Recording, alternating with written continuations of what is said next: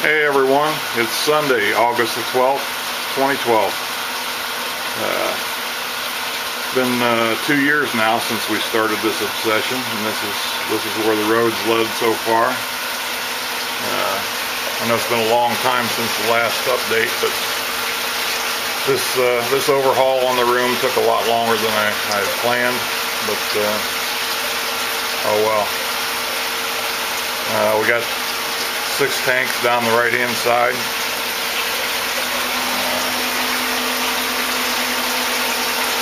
I've added two additional tanks here down here on the left for a total of 8 grow out tanks. We built 2 new 330 gallon biofilters.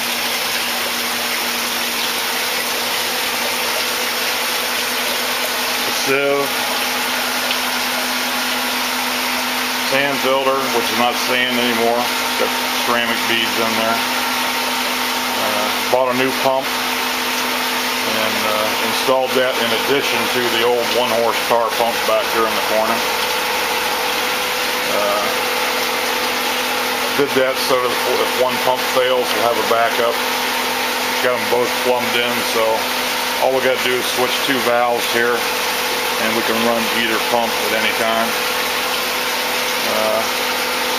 This new pump's pretty sweet. It's a variable speed pump. It's infinitely variable. You can set the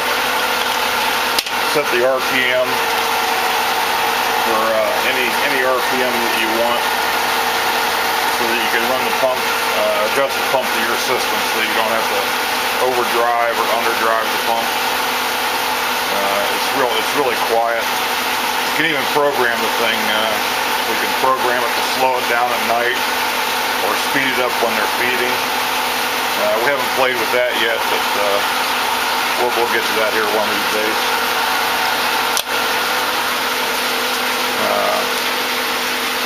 The way it all works is all the tanks are connected at the bottom here with this 4-inch waste line. That sucks out all the poo, all the dirt. I don't have to do any manual cleaning of the tanks at all. The fish just act as brooms, and they sweep everything to the drain for me. Line makes a U-turn there at the wall and comes back up and collects these last 2 tanks. Comes up past the biofilters.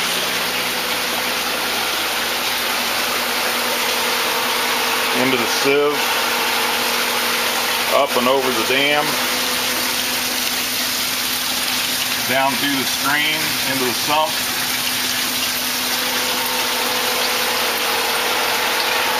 Pump sucks the water out of the sump.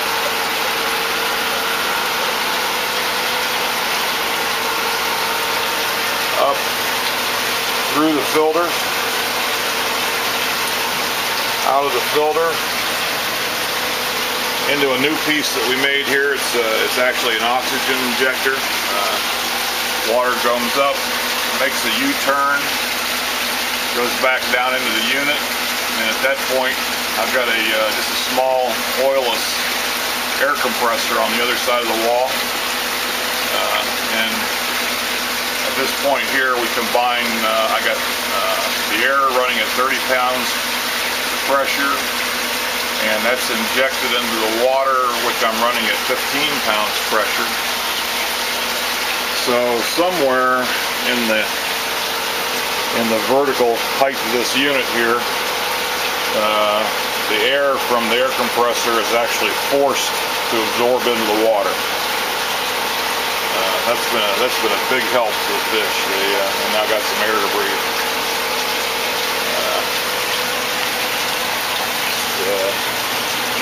15 pounds pressure on the system. Water continues up into the biofilter, and then I lift it up one more time into that discharge bar.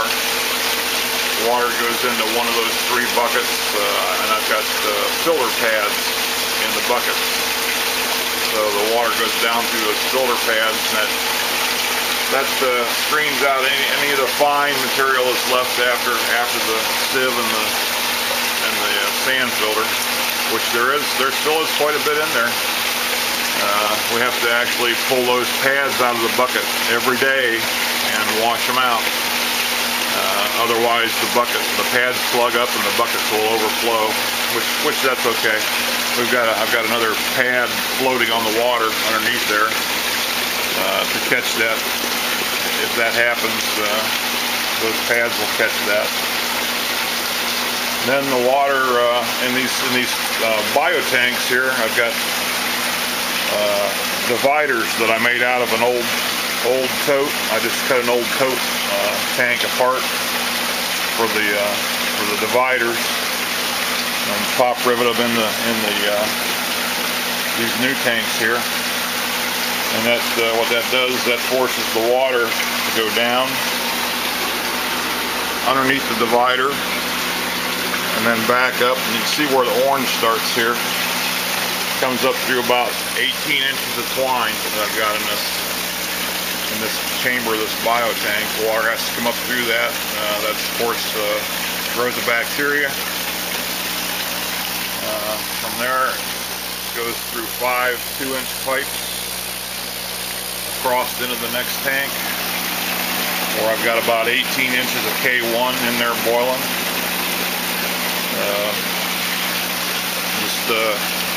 I've just got a bar in here with holes drilled in it that I'm feeding with this air pump right here. That just boils the media all the time. Water goes down through the K1, underneath the divider, up this far side where I've got another 18 inches of that twine. Water comes up through that. On the right hand side of the tank here, I've got eight 1-inch lines installed through the sidewall with uniseals.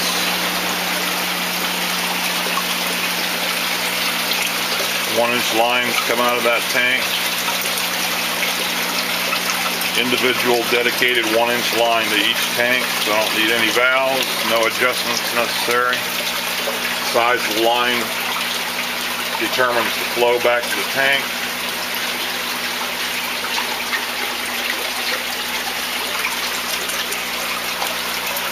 Drop off another one there.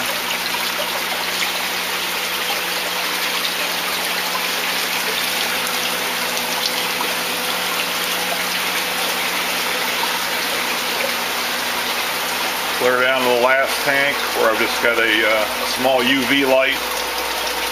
UV light takes care of the green water problems, sterilizes the water, disinfects it.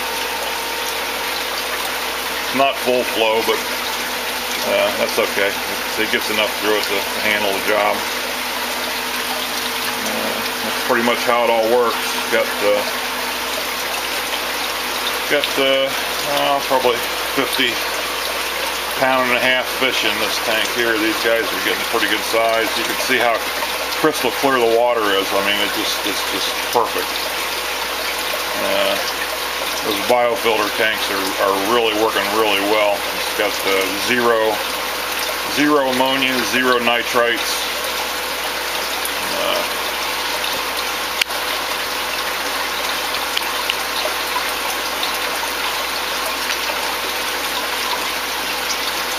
Guys are getting pretty good size. In fact, I'm going to fillet a few of them today. They don't know that yet.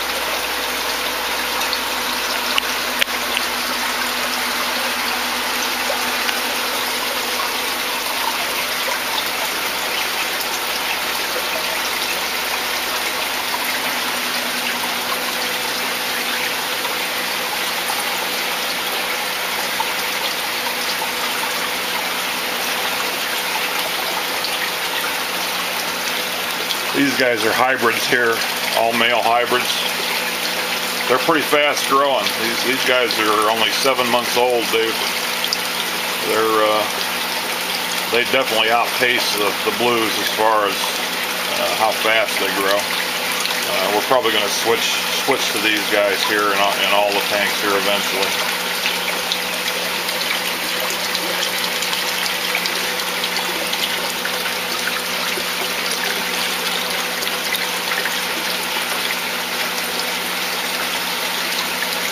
Check out the size of that Oscar down there. We keep an Oscar in each tank to take care of the algae for us.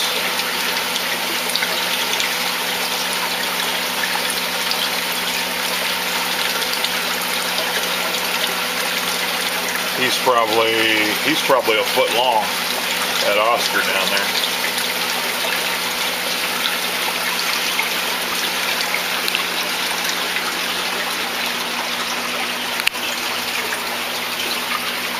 These two tanks over here, we got a bunch of small ones in there coming on.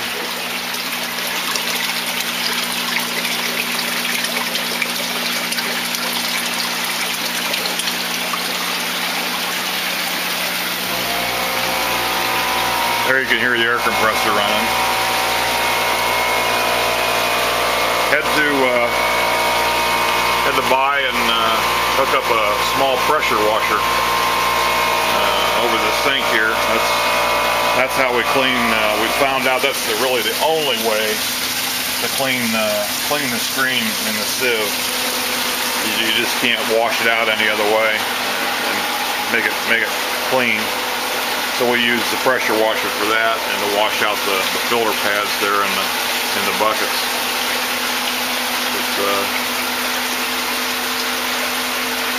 The other thing we got to do is, even though the ammonia and the nitrates are perfect, we still got to change some water. The nitrates, we got to change.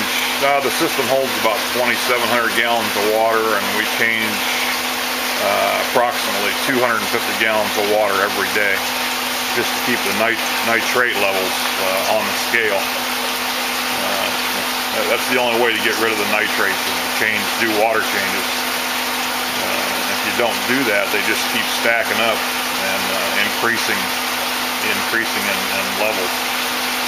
So you got to get rid of some of them by changing the water. The only other thing I'm going to do, I'm real happy with the way this room is working. It's pretty sweet now. We don't have to do a whole lot to make it run on a daily basis.